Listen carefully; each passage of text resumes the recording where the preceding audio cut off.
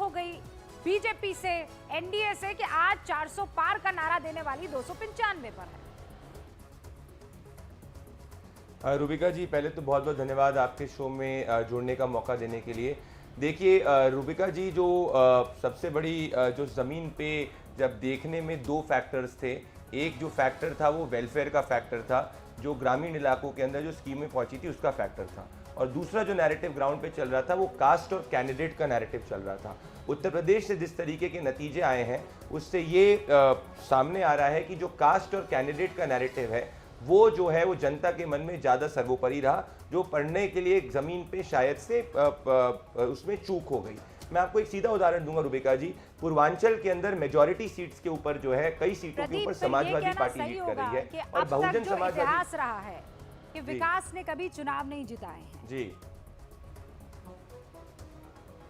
ये वाला चुनाव तो रूबिका जी, इस चुनाव में तो सिर्फ इस चुनाव में ज्यादातर जाति और लोकल मुद्दा उत्तर प्रदेश के अंदर चला है। मैं एक बेसिक उदाहरण देना चाहूंगा रूबिका जी, बहुजन समाजवादी पार्टी का वोट शेयर जो कम हुआ है उसके मेन बेनिफिशियरी समाजवादी पार्टी हुई है, और ऐसी स्थिति जब समाजवादी पार्टी और बीएसपी साथ में भी नहीं आई थी तब भी है, जब साथ में आई थी 2019 में तब भी जाके इतना वोट ट्रांसफर नहीं हुआ था। तो क्लियरली लोकल लेवल पे समाजवादी पार्टी को इस बार एससी वोट भी मिला है, और भारतीय जनता पार्टी ने उत्तर प्रदेश के अंदर मेजॉरिटी अपने कैंडिडेट्स रिपीट किए हैं, और उनके खिलाफ शायद से एंटी इनकम्बेंसी थी। वो एंटी इनकम्बेंसी का फैक्टर जो है वो national issues, welfare, Modi factor के ऊपर ज्यादा चली, क्योंकि उत्तर प्रदेश में रूबिका जी अभी तक कोई भी इलेक्शन नहीं था जिसमें बीजेपी का जो वोट शेयर है वो कम हुआ था। जी, एक और मेहमान है विवेक श्रीवास्तव, उनसे भी आपको इंट्रोड्यूस करवा देती हूँ। विवेक, आप इत्तेफाक नहीं रखते इस एनालिसिस से? मैंने प्रदीप के साथ बहुत एनालिसिस करे हैं, और बहुत सारे इलेक्शंस में मैं और प्रदीप पहले साथ भी रहे हैं। I been really been following him इस बार। लेकिन प्रदीप, अब मैंने ग्राउंड पे पूरा पूर्वांचल घूमा है, एक एक डिस्ट्रिक्ट में मैं गया हूँ, इंक्लूडिंग अयोध्या। हाँ। पहली चीज, और वाराणसी में न्यूज 18 की टीम के साथ भी गया हूँ। Let me tell you, people are not happy with development. Caste का कोई फैक्टर नहीं है, नौकरियां नहीं है। आप गुजरात के बिजनेसमैनों को ला करके अयोध्या के अंदर दुकानें चलवा रहे हैं, वाराणसी के घाट पे ट्रॉलर्स चलवा रहे हैं। These are local issues, there is traffic congestion in Varanasi. ये वो डेवलपमेंट के इश्यूज हैं। चुनावों में लोकल इश्यूज हावी रह गए। बिल्कुल, डेवलपमेंट के इश्यूज पे आ रहे हैं। शिवराज साहब, आपको क्या लगता है ये जो फिगर इस वक्त दिखाई दे रहा है, एनडीए 295, इंडिया 231, अन्य के खाते में 17, ये कहां जाकर रुकेगा, या यही कमोबेश अब जो रुझान है नतीजे में तब्दील होगा? मुझे लगता है कि भारतीय जनता पार्टी कंफर्टेबली सरकार तो बनाएगी बीजेपी प्लस के टर्म्स में, अगर हम बात करें, एनडीए के टर्म्स में बात करें। लेकिन इस चुनाव से दो तीन बातें स्पष्ट हैं।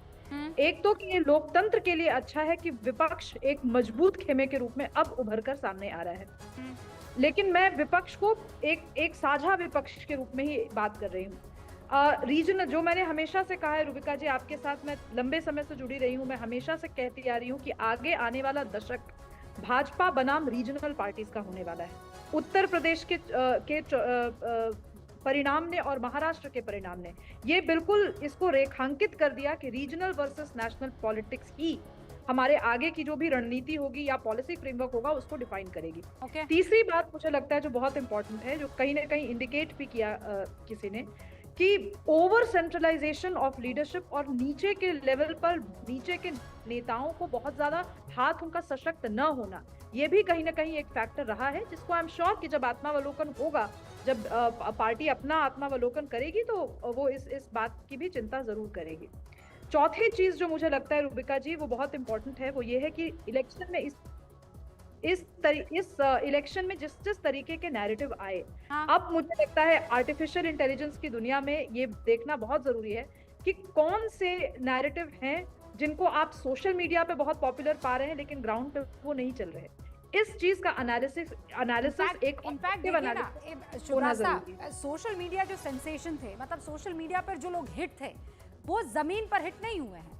माधवी लता तेलंगाना में आप देखिए, हैदराबाद में असद ओवैसी के खिलाफ वो बड़ी फेमस हुई थी सोशल मीडिया पर, लेकिन वो चुनाव हार गई। रविंद्र भाटी बाड़मेर में गजब का, मतलब उनका क्रेज था, उनका एक एक वीडियो जो है मिलियंस में जाता था, लेकिन जमीन पर वो चुनाव हार गए। अन्नामलाई, जब जब उनके डिबेट होते थे मिलियंस में व्यूज जो है हिट कर जाते थे, लेकिन वो अपना चुनाव हारते हुए नजर आ रहे हैं। और ऐसे बहुत से सोशल मीडिया स्टार्स हैं जो जमीन पर वो स्टार की तरह नहीं उभर कर आ पाए हैं। इसके पीछे जो आकलन है वो भी करना होगा और विश्लेषण करना होगा। के शर्मा जी, अभी भी आप मानते हैं कि वक्त है, या अब आकलन करना शुरू कर देना चाहिए, विश्लेषण करना शुरू कर देना चाहिए कि 295 मतलब कहां हुई गड़बड़ी? मतलब सारा भार पीएम मोदी पर था। ये जो आ पाई है इतनी सीटें, वो पीएम मोदी की वजह से आ पाई है, वरना जो मौजूदा सांसद जिनको टिकट दिया था उनको जनता ने नहीं पसंद किया। नहीं रूबिका जी, ऐसा नहीं। मैं आपको ये कहूं कि 2-3 राज्यों में हमारी जो है कमियां रही हैं और जो कि परिणाम में हमको देखने को भी मिल रहे हैं। लेकिन चुनाव हार के केवल एक कारण नहीं होते, चुनाव के जीतने के भी एक कारण नहीं बनते। चुनाव हार के कई कारण बनते हैं। जब हम इसकी निश्चित रूप यानी विस्तृत रूप से चर्चा भी करेंगे, विचार भी करेंगे कि कहाँ ये 2-3 राज्यों में क्या कमियां रही। नंबर एक मिनट सुनिए तो मुझे बात तो पूरी करने दीजिए। कीजिएगा जीत का कारण बता दीजिए कि ये इतना जीते तो क्यों जीते, और 400 पार नहीं गए तो क्यों नहीं गए, 2 कारण बता दीजिए ना मुझे। नहीं मैं आपको बता ही रहा हूँ, इसी बात पे बता रहा हूँ ना। मैं आपके ही प्रश्न जो अभी विपक्ष उठा रहा है उसी पे कह रहा हूँ। रोजगार का मुद्दा वहां था तो क्या दिल्ली में नहीं था क्या? 7 के 7 सीट कैसे जीत गए दिल्ली में? मध्य प्रदेश के अंदर में मुद्दे नहीं है क्या? देश के कोने में ही मुद्दे होते हैं क्या? जहाँ मध्य प्रदेश के अंदर जो है वो 29 के 29 सीट जीत गए। हम गुजरात में अपने आप को रिपीट कर रहे हैं। छत्तीसगढ़ में हम जो है 11 में से 10 सीटें जीत रहे हैं, पहले से ज्यादा जीत रहे हैं। उड़ीसा में हम जो है राज्य में भी सरकार बना रहे हैं, सारी सीटें भी जीत रहे हैं। तो हम वहाँ मुद्दे नहीं है क्या? हर स्टेट का जो अपना लीडर है। देखिए आपने अपने पूरे सारे सांसद चेंज कर लिए दिल्ली में, एक मनोज तिवारी को छोड़कर। सांसदों के खिलाफ गुस्सा था, जनता ने उस गुस्से को ठंडा किया कि चलो नया नाम आ रहा है। आप सुनिए ना, विश्लेषण आप करेंगे तो ये बिंदु ध्यान रख लीजिएगा। आप राजस्थान में वसुंधरा राजे से जो आप लोगों की दूरी या उनकी आपसे जो दूरी थी, उनका एक्टिव ना होना चुनाव में, ये कहीं ना कहीं आपको इसका खामियाजा भुगतना पड़ा है। वहां आप देखिए मध्य प्रदेश में नहीं बहुत मोहन यादव जो है, उनके नेतृत्व में बहुत ही सतही है। 29 सीटें जो हैं, ये सतही नहीं है सर, ये सतही नहीं है। हम भी घूमे हैं, हम भी चुनाव के दौरान कवरेज में घूमे हैं। मेरी बात सुनिए तो मैं आपको क्या बोला। मैंने आपको कहा कि हार के एक मुद्दे नहीं होते, कई मुद्दे होते हैं। 2-3 राज्यों में जो हमारी यानी जो कमियां रही हैं, जिसमें हमारी जो है सीटें कम आई है। हार का मतलब ऐसा भी नहीं कि उत्तर प्रदेश की 80 की 80 सीटें हम हार चुके हैं। यदि इतना बड़ा स्वीप होता तो हम समझते भी 80 की 80 सीटें नहीं हारे। ठीक है, आधे पर हैं, सीटें घटी हैं हमारी उत्तर प्रदेश के अंदर में। पश्चिम बंगाल में सीटें हमारी घटी हैं, वही बिहार में हम लगभग रिपीट कर रहे हैं। तो ये सारी चीजें हैं, उसका विश्लेषण जरूर करेंगे। हम उन पार्टियों में नहीं है, हम तो 2 सीटों से ये जो बीजेपी के खाते में सीटें आ रही हैं, इसका क्रेडिट अगर किसी को जाता है तो वो पीएम मोदी को जाता है। सांसदों की अगर बात करेंगे, ये प्रो इनकम्बेंसी जो है वो पीएम के साथ आप टैग कर लीजिए, लेकिन एंटी इनकम्बेंसी सांसदों को लेकर ग्राउंड में थी, ये बात आप नकार नहीं सकते हैं। चुब्रास्ता, क्या इस बात को नकारा जा सकता है? 30 सेकंड में जवाब दीजिएगा। जी, ना तो इसको नकारा जा सकता है रूबिका जी, और एक बात जो मैं बार-बार जो नंबर्स दिख रहे हैं उस नंबर से मैं एक बात बहुत तटस्थ होकर के कहना चाहती हूँ कि जहां पर लोकल सेंटिमेंट्स का सम्मान किया गया, वहां पर बीजेपी ने बढ़त भी बनाई है। आप देखिए साउथ इंडिया में तेलंगाना देख लीजिए, आंध्र प्रदेश देख लीजिए, बीजेपी ने पहली बार बहुत अच्छा प्रदर्शन किया है। वोट शेयर ही नहीं बढ़ा, वहां पे जनरली सेंटिमेंट बीजेपी के फेवर में आ रहा है। और इसका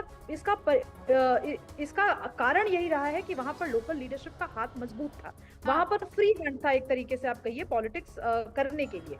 तो मैं अंततोगत्वा में वही बात कर रही हूँ। इसका एक अर्थ ये भी कई लोग अर्थ निकाल सकते हैं कि सेंट्रलाइजेशन ऑफ पावर की बात कर रही हूँ मैं। पावर सेंट्रलाइज नहीं होती कभी। एक बड़ी खबर आ गई है। खबर यह है कुछ देर में दिल्ली रवाना होंगे अखिलेश यादव, दिल्ली रवाना होंगे। उत्तर प्रदेश में इंडिया गठबंधन अभी 40 सीटों पर आगे चल रही है और इसीलिए देख लीजिए आप, ये 80 में 50-50 का मामला हो गया है। 40 सीटों पर इंडिया गठबंधन आगे है और इसमें एक बड़ा चंग जो है वो अखिलेश यादव के पास मौजूद है। अब अखिलेश यादव जो हैं वो दिल्ली के लिए रवाना हो चुके हैं और इस बीच पप्पू यादव हमारे साथ जुड़ चुके हैं। पूर्णिया से चुनाव जीत चुके हैं, उन्होंने अपनी पार्टी को मर्ज किया था, फिर उन्हें इंडिया में कांग्रेस में, और उसके बाद उन्हें टिकट नहीं मिली, लेकिन अब जीत गए हैं। जीत की खूब सारी मुबारकबाद पप्पू यादव जी। प्रणाम आपको, प्रणाम। आप लोगों ने बहुत ब्लेसिंग दी, एकदम भाई की तरफ ब्लेसिंग रखा आप लोगों ने, सच्चाई का साथ दिया। मुझे अच्छा लगा कि आप लोगों ने एक परिवार का साथ दिया और मतलब है कि हम लोग एक होके लड़ते बिहार में तो यहाँ भी 15 से 20 सीट जीतते। कोसी सीमांचल में कोई हम लोग को नहीं हरा सकता था, लेकिन पता नहीं हमें आशीर्वाद ही मिला सबका। नीतीश जी भी 3 दिन रहे, पीएम साहब। अब पप्पू जी गुस्सा आपका शांत हो गया है ना? आप लोगों ने जो ब्लेसिंग दी, आपने कहा था कि मरने को तैयार रहिएगा, अब तो मान गए ना कि इलेक्शन कमीशन जो है वो पक्षपाती नहीं है, ईवीएम हैक नहीं हो सकती है। देखिए मैं एक बात बोलूं, एक जो जब उन लोगों ने एक इमोशनल ब्लैकमेलिंग शुरू किया था 300, 250, 400, तो एक मनोवैज्ञानिक प्रेशर था बहन, जिसको अब के बीच इसको एक विश्वास पैदा करना बहुत जरूरी होता है। तो एक विश्वास की बात थी, मरे मरने की बात नहीं थी, एक विश्वास की बात थी, और उस विश्वास के लिए एक विनम्र बातें थी। वो कोई हमारा ये नहीं था कि किसी को मारना है या लड़ना है, हमारा था कि यदि इस तरह की चीजें होती है तो हमारे माथे पर कफन बना हुआ है। पर पप्पू जी ये बात तो सच है ना कि आप दो एज पर लड़ाई लड़ रहे थे, एक तो अपनों से लड़ रहे थे और दूसरा बीजेपी से लड़ रहे थे। आपके लिए तो ये जीत और ज्यादा क्या कहते हैं उसे, सोने पर सुहागा है। बिल्कुल, बहुत ज्यादा दिक्कत था बहन, बहुत ज्यादा दिक्कत थी। उतना ही नहीं था, माफिया अपराधी सारे लोग खिलाफ, सारे पैसे वाले लोग खिलाफ थे, सिस्टम खिलाफ था, लेकिन सब समाज के लोग, सभी गरीबों की दुआ और सभी जाति बिरादरी की महिलाएं, बहनें, बेटियां और युवा और गरीब लोग की तरह। पर पप्पू यादव जी अब एक बात सुनिए, वो नीचे लिखा हुआ आ रहा है पप्पू यादव तो निर्दलीय उम्मीदवार, हालांकि कल को ये सांसद हो जाएगा पप्पू जी। तो अब मुझे ये बताइए कि निर्दलीय रहने का आपका इरादा है कि आप जो है कांग्रेस सांसद बड़ी जिम्मेदारी पूर्णिया के साथ साथ बिहार की बड़ी जिम्मेदारी मेरे कोसी सीमांचल की एक बड़ी जिम्मेदारी है, दिख रहा है। इस इलाके का डेवलपमेंट, कोसी सीमांचल का डेवलपमेंट, और निश्चित रूप से मैं सरकार के सहयोग के बगैर नहीं हो सकता। जिम्मेदारी अलग है, विचारधारा अलग है, और डेवलपमेंट का काम जो हमें करना है तो सरकार, आप जानते हैं कि हमारे मन में हमेशा सरकार कौन, अब सरकार को देखिए, अभी नीतीश जी भी हो सकता है, बिहार से भी पीएम का सपना हो सकता है, चंद्रबाबू नायडू भी पीएम के सपने में हो सकते हैं। बहुत सारी जी, आपसे बहुत बातें करनी थी, लेकिन इस वक्त देखिए राहुल गांधी की तस्वीरें आने लगी है, मुस्कुराती हुई प्रियंका गांधी